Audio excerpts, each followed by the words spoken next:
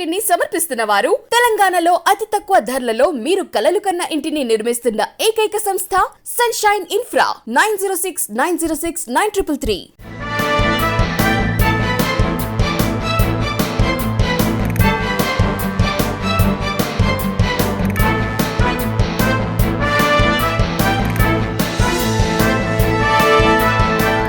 నమస్తే, welcome to V3 news. లక్ష్యం సమాజ్ హితం. నేను స్వాతి. ముందుగా బులెటిన్ల హెడ్లైన్స్ చూద్దాం. ఆసియానా ఫౌండేషన్ ఆధ్వర్యంలో అంబర్పేటలో జాబ్ మేళా, యువతకు ఉద్యోగ అవకాశాలు కల్పించడం ఆనందం కలిగించిందన్న నిర్వాహకులు. మంత్రి మల్లారెడ్డి తీరుపై కాంగ్రెస్ నేతల ఆగ్రహం, గడ్డిపేట మండలం మంచుదేవుల చౌరస్తాలో నిరసన ప్రదర్శన. ప్రమాదంలో తీవ్ర గాయాల పాలైన హైదరాబాద్ యువకుడు, వివిధ విభాగాల నిపుణులతో కలిసి ప్రాణం పోసిన వైద్యులు.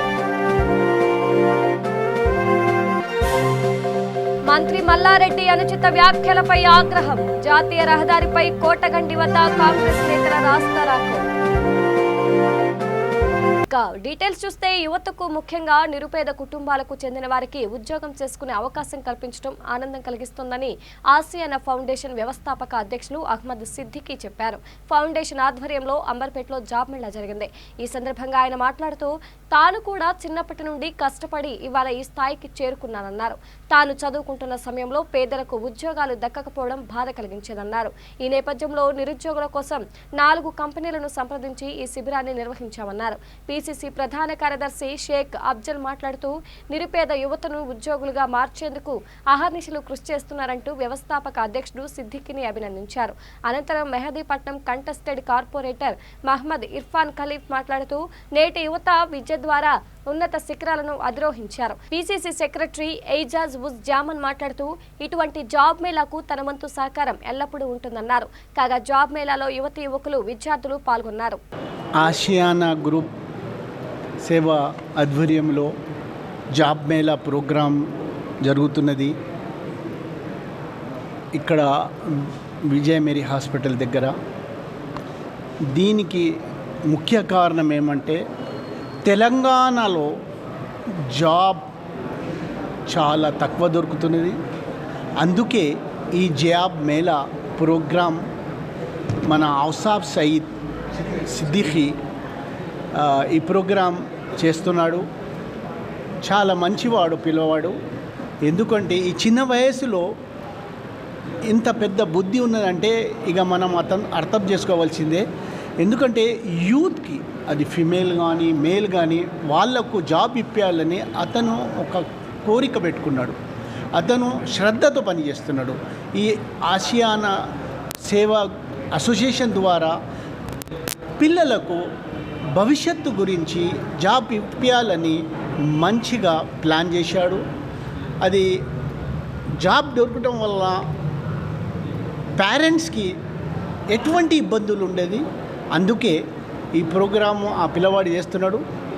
మా కోరిక ఉంది, భవిష్యత్తులో ఈ పిల్లవాడు మంచి పనులు చేస్తాడు, మంచి పదవులు దొరుకుతాయని మా యొక్క ఆశ.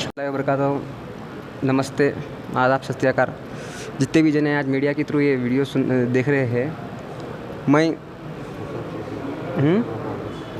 मोहम्मद औसाफ अहमद सिद्दीकी, आशियाना फाउंडेशन फाउंडर और प्रेसिडेंट।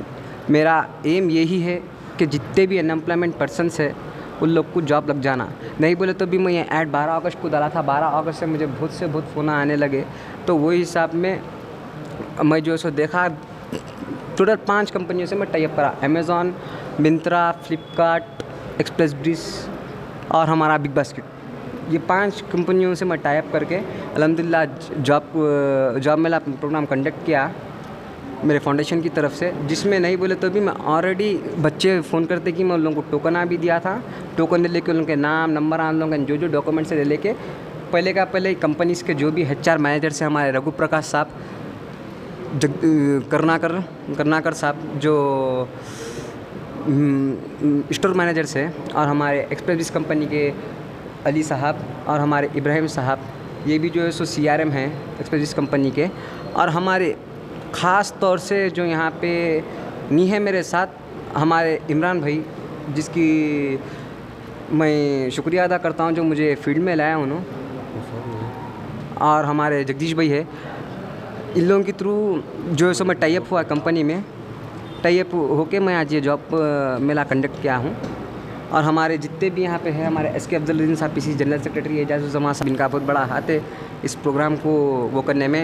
इन लोग की गार्डियनशिप में ये प्रोग्राम मैं मुंतखब किया हूँ, क्योंकि ये हाथ से थाली नहीं बस आज अल्हम्दुलिल्लाह इतने सब जनों को रोज़गार मिला।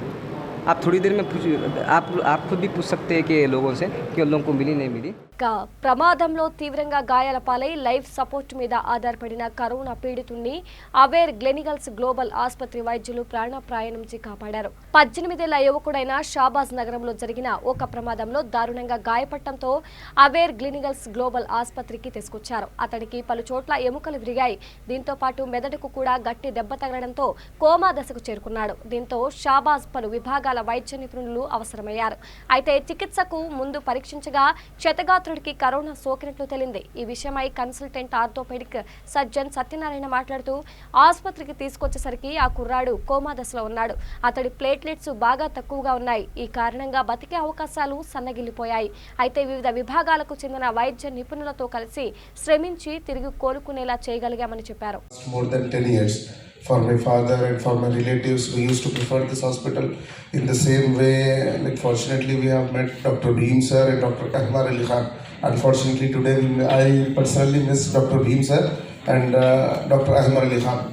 So I first called to Ahmar sir and regarding seeking to the advice, like he got an accident in Vikharabad road that is almost 80 kilometers far from Hyderabad.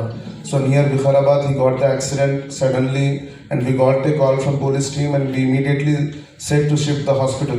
So then I followed to Dr. Bhim sir. So he, in spite of he was very busy, he was driving a car 300 kilometers far away from Hyderabad, and it is very good luck that he has responded on call and followed by the teams, and I followed with Dr. Ahmar Ali Khan. The one excellent thing what I observed is Dr. Ahmar Ali Khan sir has received the patient from the emergency itself. So more efficient and competent people, and facilities wise కూడా అంటే equipment post ఆప్ facilities తర్వాత operation థియేటర్లో కూడా అన్ని equipments ఉన్నప్పుడే ఇటువంటి కేసును deal చేయడం జరుగుతుంది. నిజంగా చెప్పాలంటే ఒక రెండు ఇంపార్టెంట్. ఒకటండి, మెయిన్గా నేను అనెస్థిషియాలజిస్ట్ని, అంటే మా రోల్ అంటే యాజ్ అనెస్థిటిస్ట్గా రోల్ ఏంటంటే ఒకటి ఏంటంటే ఇటువంటి head injury patients diffuse axonal injury అంటే ఆల్మోస్ట్ లైక్ బ్రెయిన్ యాక్టివిటీ లేదు, తర్వాత ప్రోగ్నోసిస్ ఎలా ఉంటుందో కూడా తెలియదు. నెంబర్ 1. నెంబర్ 2 ఏంటంటే మనకు అందరికీ తెలిసి ఈ కోవిడ్ సిచ్యువేషన్, ఈ కోవిడ్ సిచ్యువేషన్లో Covid affected patient. And third important thing ఏంటంటే పాలిట్రామా, అంటే పెల్విక్ ఫ్రాక్చర్స్ ఉండడము, తర్వాత మేజర్ బోన్స్ ఫ్రాక్చర్ అవ్వడము. And fourth important point, complete BP fall అయిన కండిషన్లో వచ్చినటువంటి పేషెంట్ని మనము స్టెబిలైజ్ చేయడం అనేది అనెస్థెటిస్ట్ ఒక ఇంపార్టెంట్ ఛాలెంజ్. కేసు ఉంది, మల్టిపుల్ ఫ్రాక్చర్స్ అయినాయి, పేషెంట్ అన్కాన్షియస్ ఉన్నారు. సో ఏ హాస్పిటల్కి మనం ప్రిఫర్ చేయగలుగుతాం? సో నేనేం చెప్పానంటే, మన హాస్పిటల్లో అన్ని స్పెషాలిటీస్ ఉన్నాయి. అప్పుడు మనకి కోవిడ్ గురించి తెలియదు. హాస్పిటల్లో మనకి ఆర్థోపెడిక్ సర్జన్ ఉన్నారు, మనకి క్రిటికల్ కేర్ టీమ్ ఉన్నారు, మనకి ఎక్విప్డ్ ఆపరేషన్ థియేటర్ ఉంది, and post surgical trauma care మంచిగా ఉంది, అండ్ పోస్ట్ డిశ్చార్జ్ రీహాబిలిటేషన్ మంచిగా ఉంది, and we have a very competent neuro surgeon in our hospital. So అన్నీ చెప్తే వాళ్ళు కూడా ధైర్యం చేసి చాలా దూరం నుంచి మన హాస్పిటల్కి వచ్చారు. పేషెంట్ వచ్చినప్పుడు అన్కాన్షియస్ స్టేజ్లో ఉన్నాడు. సో సిటీ స్కాన్ తీసినప్పుడు అతనికి బ్రెయిన్లో చాలా చోట్ల చిన్న చిన్న బ్లీడ్స్ వచ్చినాయి. మెడికల్ టర్మినాలజీలో దీన్ని డిఫ్యూజ్ యాక్సిజనల్ ఇంజరీ అంటారు. అంటే సడన్గా పేషెంట్ ఫాస్ట్గా వెళ్ళినప్పుడు సడన్గా బ్రెయిన్ స్టాప్ అయిపోతే లోపల షేరింగ్ ఫోర్సెస్ అంటాం. షేరింగ్ ఫోర్సెస్ తోటి చాలా న్యూరల్ డిస్కనెక్షన్స్ జరుగుతాయి. అంటే నర్వ్స్ అన్ని కొన్ని ఏరియాస్లో బాగా డ్యామేజ్ జరుగుతుంది. సో ఇతనికి గ్రేడ్ 2 ఆఫ్ డిఫ్యూజ్ యాక్సిజనల్ ఇంజరీ ఉండిందండి. సో దాంతో పేషెంట్ అన్కాన్షియస్ ఉన్నాడు. ఇలాంటి పేషెంట్స్ చాలామంది రికవర్ అయినా కొంతమంది వెజిటేటివ్ స్టేట్లో ఉండిపోతారు. సో ఇనిషియల్ స్టేజ్ ఆఫ్ పీరియడ్లో head injury management was a very critical part. ఇక మంత్రి మల్లారెడ్డి తీరుపై రాజేంద్రనగర్ నియోజకవర్గ కాంగ్రెస్ సీనియర్ నేత నాయకుడు జ్ఞానేశ్వర్ తీవ్ర స్థాయిలో మండిపడ్డారు. మంత్రి పదవిలో ఉన్న మల్లారెడ్డి వీధి రౌడీలా వ్యవహరిస్తున్నారంటూ మండిపడ్డారు. పీసీసీ చీఫ్ రేవంత్ రెడ్డిపై మంత్రి చేసిన అనుచిత వ్యాఖ్యలను నిరసిస్తూ గండిపేట మండలం మంచిరేవుల చౌరస్తాలో పార్టీ ఆధ్వర్యంలో నిరసన ప్రదర్శన నిర్వహించారు. మంత్రి మల్లారెడ్డి శవయాత్ర నిర్వహించి ఆయన దిష్టిబొమ్మను దహనం చేశారు. మీడియా ఎదుట హీరో కావటానికి తన నోటికి వచ్చినట్లు మాట్లాడితే సహించబోమని హెచ్చరించారు. బేషరతుగా తమ నాయకుడికి క్షమాపణ చెప్పాలని డిమాండ్ చేశారు. నువ్వు ఏ మాట అయితే అంటున్నావో అదే మాట మేము అనవలసిన అవసరం లేదు. అది మీకు అన్నట్టే బ్రహ్మాండమైన మాటలతో మేము అంతగానే ఎక్కువ తిట్టగలుగుతాం. మిమ్మల్ని మీరు ఊరు కాలు తీసి కాలు పెట్టలేవు. నీకు దమ్ము ధైర్యం ఉంటే తిరిగి చూడను. ఎందుకంటే ఇలాంటి మాటలు బంద్ చేసుకో. నువ్వు డెవలప్మెంట్ చేయనోడు. నువ్వు వాస్తవంగా కూడా వాళ్ళు అన్నదాంతో తప్పేం లేదు. నీకు నీ కాలేజ్ ఫంక్షన్లనే చెప్తావు వీడెవ్వడు మల్లిగాడు వీడెవ్వనివి మల్లిగాని వాళ్ళు ఏమన్నారు. అందుకే ఎంబడే సోదరులు ఎన్జిఓస్ దాంట్లో కానీ ఇంకో దాంట్లో కానీ వీడెవ్వడు మల్లిగాడు వీడెవ్వడు దొంగ అని చెప్పినటువంటి సాంప్రదాయం మీ ఏరియాలో ఉన్నది. దయచేసి ఇప్పటికైనా మీరు గమనించాలి. ప్రవర్తన మార్చుకోవాలి. ఈ భాష ఎవరు నేర్పిస్తున్నారు? టీఆర్ఎస్ కేసీఆర్ గారు కానీ అని టీఆర్ఎస్ నాయకులు కానీ వాళ్ళు వాడిన భాషనే మేము వాడితే మీరు జీర్ణించుకోలేకపోతున్నారు. ఇంకా చాలా ఉన్నాయి. మేము మాట్లాడాలనుకుంటే మా మాటలకు మీరు గురేసుకొని సాగవలసిన పరిస్థితి. ఇక రంగారెడ్డి జిల్లా నాదర్గుల్లో మంత్రి మల్లారెడ్డి దిష్టిబొమ్మను దహనం చేశారు. సీఎం దత్తత గ్రామమైన మూడుచింతలపల్లిలో 2 రోజుల దళిత గిరిజన దీక్ష చేపట్టిన రేవంత్ మంత్రి మల్లారెడ్డిని ఎండగట్టడం తెలిసిందే. ఈ నేపథ్యంలో రేవంత్ రెడ్డిని టార్గెట్ చేస్తూ మంత్రి ప్రెస్ మీట్ పెట్టి తొడలు కొట్టడం తెలిసిందే. ఈ సందర్భంగా రేవంత్ రెడ్డిని అసభ్య పదజాలంతో దూషించారు. ఇందుకు నిరసనగా Mallareddy down down, KCR down down అంటూ కాంగ్రెస్ నేతలు నినదించారు. మల్లారెడ్డి దిష్టిబొమ్మను దహనం చేశారు. అధ్యక్షుడు రేవంత్ రెడ్డి గారి ఆధ్వర్యంలో మూడుచింతల గ్రామంలో ఈ గిరిజన దళిత రైతుల ధర్నా కోసం ఆయన అక్కడ 2 రోజులు దీక్ష మొదలు పెట్టి ఆడ స్టేజ్ మీద అక్కడ మాట్లాడుతుంటే అక్కడ ప్రస్తావన ఏంటంటే మల్లారెడ్డి అక్కడ మంత్రి కాబట్టి మల్లారెడ్డి గురించి మాట్లాడితే మల్లారెడ్డి దానికి కౌంటర్ ఇచ్చే శాతగాక అడు కొంచెం లేక రేవంత్ అన్నని పీసీసీ ప్రెసిడెంట్ని అడ్డగోలుగా దిగినందుకు మాకు క్షమాపణ ఖచ్చితంగా చెప్పాలని కాంగ్రెస్ పార్టీ ప్రతి ఒక్క కార్యకర్త కానీ ప్రతి ఒక్క లీడర్ కానీ అందరూ ధర్నా చేయాలి. చెప్పుల దండేసి అని ఇదే విధంగా దిష్టిబొమ్మలు నిలబెట్టాలి. వీడికే ఇది అయిపోలేదు. ఆరంభం మిస్టార్ట్ అయింది. రేవంత్ రెడ్డి ముందుకు వస్తుండగా కొడుకులకు ఎక్కడ నిద్ర పట్టక వాళ్ళకి నోటుకు వచ్చినట్టు బాగా లాగించింది. ఏం మాట్లాడుతున్నారో అర్థమైతలేదు. ఏం మినిస్టర్ రా కాదా ఏం అద్దుబద్దు లేకుండా అయిపోయింది. కేసీఆర్ మాకున్న ఒక ధీమతోటి విచ్చలవిడిగా మాట్లాడుతున్నారు. కరెక్ట్ మంత్రులంతా ప్రెస్ మీట్ పెట్టి మంచిదా జనాల కోసం మాట్లాడనికనా లేకపోతే తాగించింది అడ్డగోలుగా వెక్స్ పార్టీ మీద దుమ్మేసిపోసుడేనా మనకేం అర్థమవుతలేదు. వాళ్ళు ఎట్లా మినిస్టర్లు అయ్యారు? జనాలను అందరూ మోసం చేసి మినిస్టర్లు అయ్యారు. అది కేసీఆర్ గారు ఆయన కానీ ఆయన కొడుకు కానీ ఆయన కూతురు కానీ ఇదంతా పబ్లిక్ని మోసం చేసుకుంటా ఈ యొక్క వ్యవస్థ నడుపుతున్నారు. ఆ రోజులలో ఆయనలో కాంగ్రెస్ పార్టీ ఏవైతే పార్కులు కానీ స్థలాలు కానీ అవి నిలబెట్టిందో అవన్నీ ఇలా కేసీఆర్ గారు అమ్ముకుంటుండు. అవి అమ్ముకొని రైతు బంధు అంటాడు, దళిత బంధు అంటాడు. ఇవన్నీ అన్ని ఎవరు ఇమ్మంటారు? పబ్లిక్ వచ్చి అడుగుతారా డబ్బులు కావాలని? మాకు ఏ పబ్లిక్ ఎవరు కానీ ఏ గిరిజనులు కానీ ఏ దళితులు కానీ ఒక్క రూపాయి అడిగిన వాళ్ళు లేడు. కావాలని చెప్పి వాళ్ళు ఏడ ఎలక్షన్లు పెడితే ఆ ఎలక్షన్ల కాడ పోయి ఇచ్చిన వాగ్దానాలు లేడు ఉన్నాయన్న గొంగళ్ళు అన్నీ ఉంటున్నాయి. మళ్ళీ కొత్తది ఒక ప్రాజెక్ట్ ఓపెన్ చేస్తాడు. అది అమలు కాదు, అది చేయలేడు. కానీ పబ్లిక్ మాత్రం మోసం చేసుకుంటా గెలుచుకుంటూ ముందుకు వెళ్తూ ఉండు. అది కరెక్ట్ కాదని పబ్లిక్ అంతా అర్థం చేసుకొని ముందుకు వస్తారని చెప్పి భయానికి ఇట్లా ఉన్న పెద్ద మనుషుల టీసీసీ కానీ ఇంకా మొన్న కాంగ్రెస్ లీడర్లందరి మీద వేరే విధంగా మాటలు దుమ్మెత్తిపోస్తారు కాబట్టి కరెక్ట్ కాదని. ఇక రంగారెడ్డి జిల్లా మహేశ్వరం నియోజకవర్గం కాంగ్రెస్ పార్టీ డీసీసీ అధ్యక్షులు చెల్ల నరసింహారెడ్డి ఆధ్వర్యంలో మందమల్లమ్మ చౌరస్తా వద్ద మంత్రి మల్లారెడ్డి దిష్టిబొమ్మను దగ్ధం చేశారు. కార్యక్రమంలో కార్పొరేటర్లు సుద్దాల శ్రీశైలం, చెల్ల బాలరెడ్డి, హనుమాన్ టెంపుల్ డైరెక్టర్ ఎరుకుల వెంకటేష్ గౌడ్, అలా శ్రీనివాస్ రెడ్డి, కీసర యాదిరెడ్డి, సామ భాస్కర్ రెడ్డి, ఎరుకల మురళీ గౌడ్ పాల్గొన్నారు. నిన్న మనం మాట్లాడిన భాషా విధానాన్ని చూసినట్టయితే ఒక తెలంగాణలో రాష్ట్ర మంత్రి తను పెద్దలు పిసిసి రేవంత్ రెడ్డి గారి మీద దుర్భాషలు ఆడాడు. రేవంత్ రెడ్డి గారు తెలంగాణ రాష్ట్ర ప్రభుత్వంలో చేస్తున్న నిరంకుశ పనులకు తెలంగాణ రాష్ట్ర ముఖ్యమంత్రి చేస్తున్న అవినీతి పరిపాలన, రాష్ట్ర ముఖ్యమంత్రి మాట్లాడే భాషా విధానాన్ని బట్టి రేవంత్ రెడ్డి గారు మాట్లాడిన భాషను వక్రీకరించుకొని మల్లారెడ్డి గారు మంత్రి గారు తను భూ కబ్జాదారుడు అనేది అది వాస్తవం కాదా, తను ఒక జోకర్ అనేది అదే ఎన్నో సందర్భాలలో స్టేజ్ల మీద పాటలు పాడుకుంటూ డ్యాన్సులు చేసుకుంటూ అనే జోకర్ అనిపించుకునే విధంగా మంత్రివర్యులు ఉంటాడు.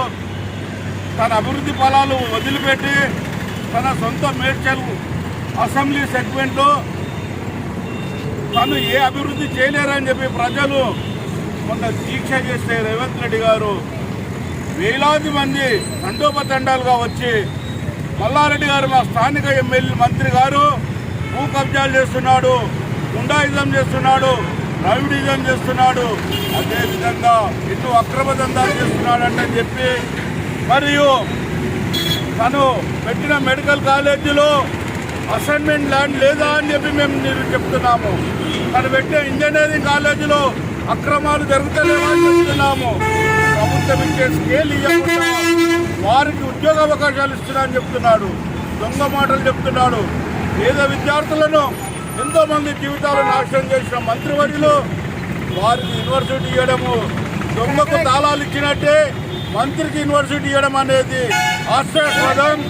ఖబర్దార్ మల్లారెడ్డి, కాంగ్రెస్ పార్టీది ఏదైతే పిసిసి అధ్యక్షుల వారి దగ్గరికి వస్తే మీకు పుట్టగతులుండే. పిసిసి అధ్యక్షుడు రేవంత్ రెడ్డి గారు ఒక మనిషి కాదు, తను ఒక పులి. తను ఈ తెలంగాణ రాష్ట్రానికి రాబోయే ముఖ్యమంత్రి. ఇలాంటి పిసిసి అధ్యక్షుడు రేవంత్ రెడ్డిపై మంత్రి మల్లారెడ్డి అనుచిత వ్యాఖ్యలకు నిరసనగా వరంగల్లోని జాతీయ రహదారిపై కోటగండి వద్ద కాంగ్రెస్ నేతలు రాస్తారోకో చేశారు. ఈ సందర్భంగా ఆ పార్టీ నేత రుద్రప్రసాద్ మీడియాతో మాట్లాడుతూ రేవంత్ పై మంత్రి మల్లారెడ్డి చేసిన అనుచిత వ్యాఖ్యలను ఖండించారు. మంత్రి పదవికి తక్షణమే మల్లారెడ్డి రాజీనామా చేయాలని డిమాండ్ చేశారు. ముఖ్యమంత్రి కేసీఆర్ తన మంత్రులు ఎమ్మెల్యేలచే రాజీనామా చేయించి ఎన్నికలకు సిద్ధం కావాలని అన్నారు. కార్యక్రమంలో ఎంపీటీసీ భిక్షపతి, కాంగ్రెస్ నేతలు రాజు, పెంటయ్య, మురళి, యుగంధర్, సూరి, చల్లరాజు పాల్గొన్నారు. Congress party PCC president Revanth Reddy మీద మాట్లాడిన మాటలకు నిరసనగా ఈరోజు తీసుకొండ కోటగండి స్టేజ్ మీద ఈరోజు కాంగ్రెస్ పార్టీ యువజన విభాగం తరఫున ఈరోజు మేము నిరసన కార్యక్రమం చేయడం జరుగుతుంది.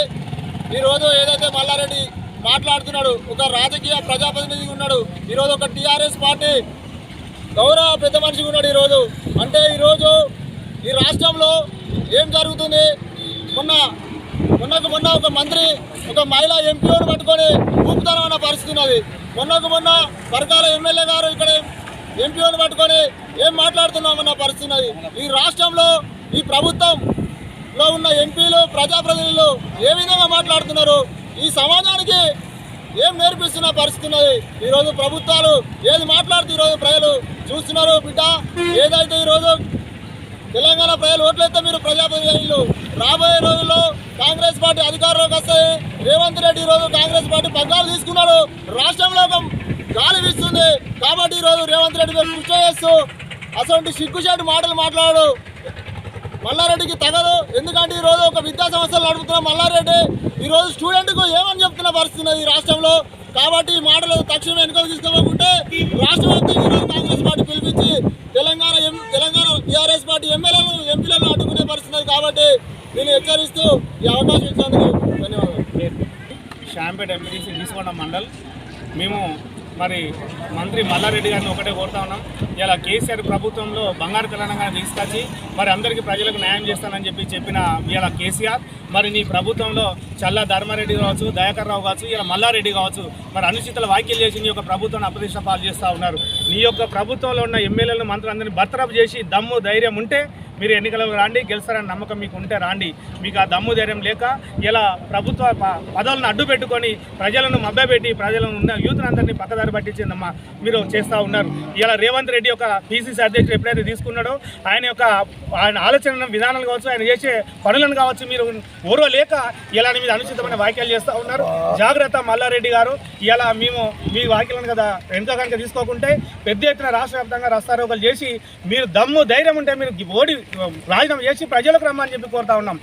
ఇక అందరి సహకారంతో రాష్ట్రాన్ని స్వచ్ఛ ఆంధ్రప్రదేశ్ గా తీర్చిదిద్దుతామని Gudur municipal corporation chairperson Devasenamma ధీమా వ్యక్తం చేశారు. ముఖ్యమంత్రి జగన్మోహన్ రెడ్డి తమపై ఉంచిన నమ్మకాన్ని వమ్ము చేయకుండా సేవలందిస్తామని చెప్పారు. స్వచ్ఛ ఆంధ్ర కార్పొరేషన్ చైర్పర్సన్ గా నియమితులైన సందర్భంగా దేవసేనమ్మను ఇన్సాఫ్ కమిటీ సభ్యులు ఘనంగా సన్మానించారు.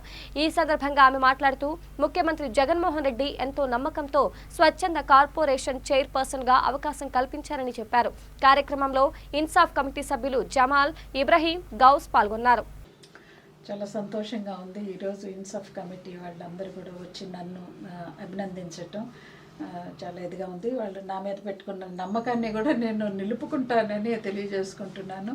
ముఖ్యంగా జగన్మోహన్ రెడ్డి గారు నాకు ఈ పదవి ఇచ్చినందుకు జగన్మోహన్ రెడ్డి గారికి ధన్యవాదాలు తెలియజేసుకుంటూ ఇచ్చిన పదవికి న్యాయం చేకూరుస్తుందని తెలియజేసుకుంటున్నాను. తప్పకుండా అందరూ అభినందించడానికి వచ్చిన ప్రతి ఒక్కరు కూడా నువ్వు చేయగలవమ్మా అంటే నాకు చాలా వాళ్ళ ఈ సపోర్ట్ అనేది నాకు చాలా ధైర్యాన్ని, బలాన్ని ఇస్తుంది. చేయగలననే ఇది కూడా నాకు కలుగుతూ ఉంది. తప్పకుండా అందరి అంచనాలకి తగ్గకుండా నేను చేసి స్వచ్ఛ ఆంధ్రాని సాధించేటట్టు నా ప్రయత్నం నేను చేస్తాను. అందరు కలిసి మేమంతా కూడా కలిసి మీతోటి పనిచేస్తామని చెప్తున్నారు. తప్పకుండా అందరి సహాయ సహకారాలు తీసుకొని మన గూడూరుని చేసిన విధంగానే మొత్తం రాష్ట్రం అంతా కూడా స్వచ్ఛందంగా ఉండాలని, అందరూ ఆరోగ్యంగా ఆనందంగా ఉండేదానికి ఏ విధంగా మనం ఉండాలి, ప్రతి ఒక్కరు ఎలా అడుగులు వేయాలి అనే దానికి అందరినీ కూడా ఎడ్యుకేట్ చేస్తూ ప్రతి ఒక్కరు కూడా పరిశుభ్రతని పాటించాలని తెలియజేసుకుంటాను.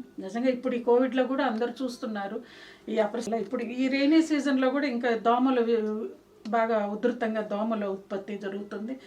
వీటన్నీ కూడా మనం నిరోధించాలంటే పరిసరాలన్నీ కూడా పరిశుభ్రంగా పెట్టుకోవటం, చెత్తాచెదారాలు మనం మరుగు అనేది లేకుండా ఎక్కడంటే అక్కడ చెత్తలు వేయకుండా ప్రజలందరూ కూడా సహకరించాలని, మనం ఆరోగ్యంగా ఉంటూ మన పక్కన ఉండేవాళ్ళు కూడా ఆరోగ్యంగా ఉండేదానికి అందరూ కూడా ఒకరికొకరు సహాయ సహకారాలు అందించుకుంటూ ఈ స్వచ్ఛతని సాధించేదానికి ప్రతి ఒక్కరూ కలిసి పనిచేయాలని తెలియజేసుకుంటూ ఇక పటన్ చెరువు పట్టణంలోని సాకి చెరువులో తల్లి కూతుళ్ల మృతదేహాలు లభ్యమయ్యాయి. మృతులను తల్లి విద్య, కూతురు గ్లోరీగా గుర్తించారు. భర్త మరణించటం, ఆర్థిక పరిస్థితులు అనుకూలంగా లేకపోవడంతో ఆత్మహత్య చేసుకుని ఉండొచ్చని అనుమానిస్తున్నారు. ఈ కోణంలోనే పోలీసులు విచారణ జరుపుతున్నారు. మృతదేహాలను పోస్టుమార్టంకు తరలించారు. నిన్న మధ్యాహ్నం 12 గంటల తర్వాత సాయంత్రం 6:30 గంటల ముందు చెవిటోళ్ళ Vindhya 35 years married women, Kalher mandal, Kadapal గ్రామం. ఈమె స్టాఫ్ నర్సుగా మహేశ్వర కాలేజ్లో పనిచేస్తున్నది. ఆమెకు ఒక కూతురు ఉన్నది, గ్లోరీ అని చెప్పేసి 5 years గర్ల్ ఉన్నది. అలాగే ఆమె భర్త ఎవరైతే దేవదాస్ ఉన్నాడో లాస్ట్ ఇయర్ 1 year బ్యాక్ చనిపోయాడు. ఆయన కూడా ఆర్థిక సమస్యలతో హ్యాంగింగ్ వేసుకొని చనిపోయాడు. ఈమె ఈ స్ట్రెస్ వల్ల జీవితం మీద చెంది పాపను తీసుకెళ్ళి సాకి చెరువు, పటాన్ చెరువు దగ్గర సాకి చెరువు ఇటు సైడ్ బ్యాక్ సైడ్ ఉన్న సాకి చెరువు వద్ద ఆ పాపను గట్టిగా పట్టుకొని ఈమె కూడా దాంట్లో చనిపోయింది. అక్కడ బర్రెలు కాసే వాళ్ళు మనకి ఒక డెడ్ బాడీ ఉందని చెప్తే ఇమీడియట్లీ డీసీటీసీ మేము అందరం వెళ్ళి ఆ డెడ్ బాడీని తీస్తే అదే ఆమె కౌగిల్లో బేబీ కూడా ఉండటం జరిగింది. అప్పటి వరకు ఒక్కలే అనుకున్నాం, ఇద్దరు ఉన్నారు. లైఫ్లో హాస్పిటల్ తరలించాము. శవ పంచనామా అంత జరిగింది. ఏమీ కూడా అయిపోయింది. డెడ్ బాడీస్ వాళ్ళ బంధువులకు తరలించాము. కేసు నమోదు చేసుకున్నాం, దర్యాప్తు చేస్తున్నాం. దర్యాప్తులో ఇంకా పూర్తి వివరాలు, ఇంకేమన్నా స్ట్రెస్ ఉందా, ఇంకేమున్నదా అని చెప్పేసి వివరాలు తెలుస్తాయి. దాని ప్రకారంగా కేసు ఇక వికారాబాద్ పట్టణ కేంద్రంలో ఓ వృద్ధుడు వినూత్న నిరసన చేపట్టాడు. తన ఇంటి సమస్యను పరిష్కరించాలని డిమాండ్ చేస్తూ ప్రభుత్వ కార్యాలయాల్లో అనేక సార్లు సమర్పించిన వినతి పత్రాలను పోస్టర్పై అతికించి భుజానికి కట్టుకొని అర్ధనగ్నంగా ఊరేగాడు. కేసీఆర్ డౌన్ అంటూ నినాదించాడు. అధికారుల చుట్టూ ఎన్నిసార్లు తిరిగినా ఎవరూ పట్టించుకోకపోవడంతో విసిగిపోయి ఇలా చేసినట్లు చెప్పారు. వికారాబాద్ రాజీవ్ గృహకల్ప కాలనీలో ఉంటున్న 73 ఏళ్ల కృష్ణ పంక్చర్ షాప్ నడుపుకుంటూ జీవనం కొనసాగిస్తున్నాడు. తనకు సమస్యను ఎవరు పట్టించుకోకపోవడంతో నిరసనకు దిగాడు.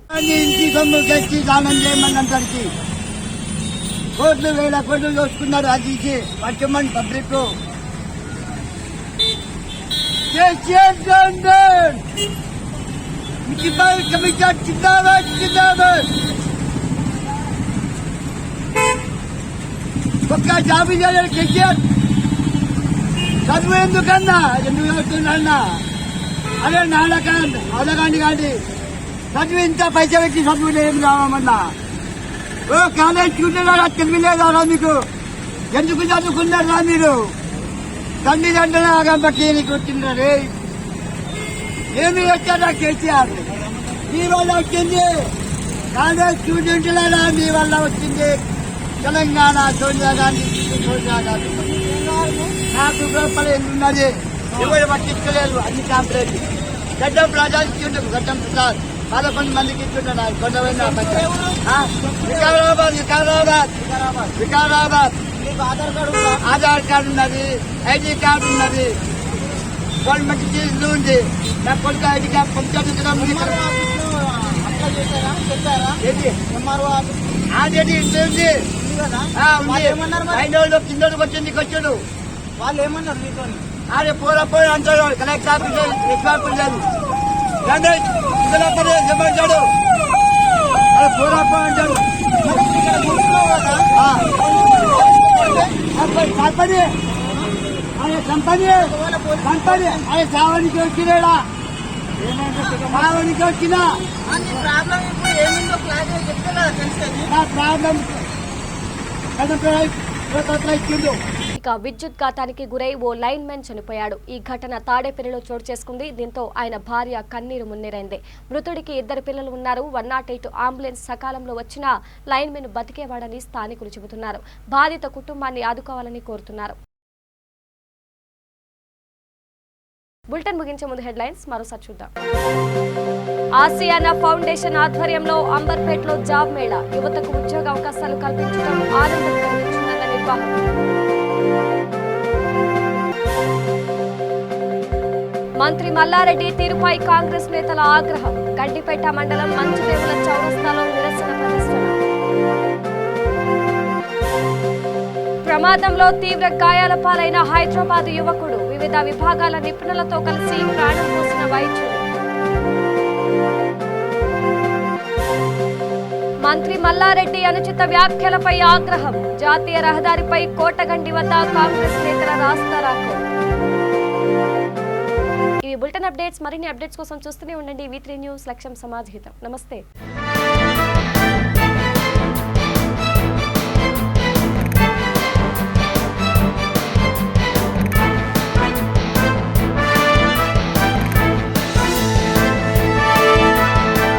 ఈ బులెటిన్ ని సమర్పించిన వారు తెలంగాణలో అతి తక్కువ ధరలలో మీరు కలలు కన్న ఇంటిని నిర్మిస్తున్న ఏకైక సంస్థ సన్షైన్ ఇన్ఫ్రా. 9069069333.